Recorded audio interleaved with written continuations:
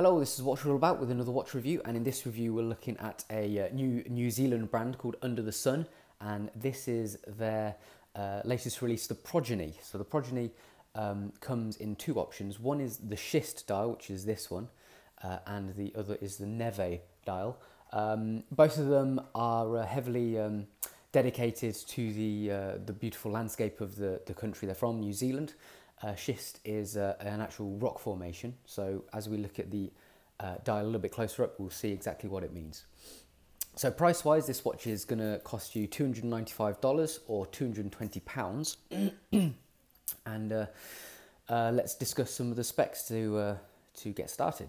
So size-wise, it's a very nice size for a smart dress watch. Comes in at 39mm in diameter. If I put it on, I've got about a 7¼ inch wrist.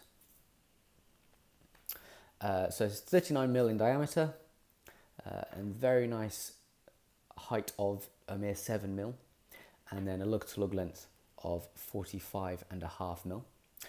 So for a dress watch, you know, perfect size, perfect distribution as well. Quite a thin bezel, so you know the dial does do a lot of the talking. Weight to go along with that is a mere 52 grams, so it is pretty lightweight. That means that it's really, really easy to wear. You can keep it on all day long and you barely notice it, to be honest.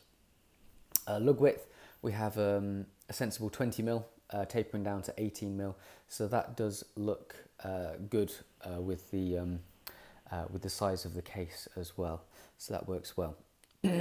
Water resistance, we have a little bit of water resistance, 50 meters or 5 atmospheres, nothing too crazy or special, but definitely wouldn't suggest you swim with it, but it's certainly capable of handling the accident here or there. The movement, this is one of the good pluses about it. It is a Swiss-made movement. It is quartz. It's the Ronda 6004.D.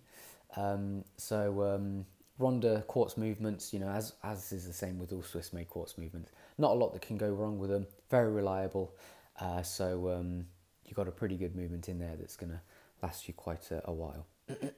So we have a 2-year warranty as well with this watch, so that's always a good plus to have a decent warranty. You know that if anything should go wrong, you are covered for a little while. So let's have a look at the watch in closer detail at every aspect. So starting off with this dial, as you can see, it's quite a special radial, kind of rugged radial pattern to it. I really like it. I think it's quite striking and also pretty unique as well. I haven't really seen anything quite like this before, so well done to Under the Sun for creating something like this. So as you can see, we have very nice ridges. We'll have a look at it in closer detail with the macro lens, but yeah, it's really lovely to see in the naked eye. On top of this radial pattern, we have all these applied elements, all fully polished, so you get a really nice reflective collection of pieces when the light hits it right, as you can see as I'm flashing it in the light there. So we have these batten hour markers, all nice and thick, decent quality and well applied, good finishing. And then we have a really nice little aeroplane logo in the top half as well. Nice and subtle, but really nice to see it. So many times I see thin applied logos and it really annoys me, whereas this one's the same thickness as all the hour markers, so that's a really good plus. Very simple running second hand, just a thin point with 4 little white dashes. Have Swiss movement printed at the bottom as well. The printing is surprisingly good considering the base they're printing on, straight onto this Schist dial. So that's quite good. And then as you can see, we have some Dauphine hands as well, which are pitched in the centre, so that gives you a nice variety of reflections based on the angle of the light. If I just get it in focus. There we go, so that provides a nice variety of reflections. Moving on to the case then. Fully polished, so perfect for a dress watch. As I mentioned before, with the dimensions, it is very petite, but that's good for a dress watch. So we have a very nice, excuse me, a very nice thin height of just 7mm, so it really does fit on the wrist well, fits under cuffs really easily as well. And then we have quite, it's quite nice and shapely as well, a nice sort of bulge on the underside and a nice angle to the bezel as well. And then we have a single domed sapphire crystal on top, so it's just domed on the top rather than domed on the bottom and the top, so that's why you get this distortion at tight angles. But it's nice to see they have a layer of anti-reflective coating. So as you can see, as I wiggle it around, we see this blue flash. So that's the anti-reflective coating. I mean, it doesn't completely remove all reflections. Usually you need a flat sapphire crystal to do a decent job of that. But it does give you a sense of, quite a nice looking luxury timepiece with this kind of blue flash. Catches your eye as you're looking at the watch. So that's a good plus. The case back, pretty straightforward really, just brushed vertically with some details quite lightly engraved on the back there. Case back with this polished edge around it and 4 screws to hold it in place.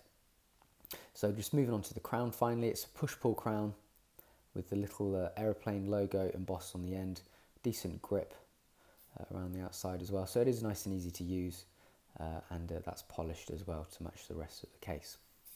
So the strap, alligator print, it's sort of like a matte kind of patent finish to it. I don't like fully patent straps really, so this is a nice compromise. So you still getting like a sort of dull sheen to it. Fairly decent quality. It's pretty squeaky to start with. I don't know if you can hear it. Let me take it near my... So I don't know if you can hear that. That's me wiggling the strap. So that's mainly because it's so tight to the lug. So obviously it will settle down in time with wearing. So don't be concerned if yours is squeaking from the start. So it's genuine Italian calf skin, and it's very supple, very nice to wear as well. Moving on to the buckle, fully polished. It's a bit of a shame that it's completely unsigned. It's a bit plain for me. I would have really liked to have seen the aeroplane logo or Under the Sun engraved on it, but there we go. Okay, so let's get the macro lens on and we'll have a look at it in closer detail. So if I just give it a quick wipe, let's start with the dial. So as you can see, we have this radial pattern, almost like a stone kind of finish to it, which is what it's intended to mimic. It's intended to mimic the schist rock formation, so it does a very good job with that. Then we have our applied elements, so there we can see our little aeroplane and our hour markers as well. If we have a look at it at a tighter angle, we can see the depth there of them. Quite nice and deep, good quality. And then we move down to our second hand, just a really straightforward point. And then our main hour and minute hands. Ooh, if I get it in focus. Straightforward pitched Dauphine hands. Okay, I mean everything on the dial is pretty good quality. I've noticed a couple of minor tool marks, such as there's a tiny one on the aeroplane, but this is literally, you can only see it under the macro lens, so you can't see that with the naked eye. Moving on to the case then, let me just give it a quick rub down. So start off with the crown. There's the aeroplane logo embossed on the end. Decent grip on it as well. And then we have our main case, so look at the lugs. It's always hard to get a shot of a fully polished case.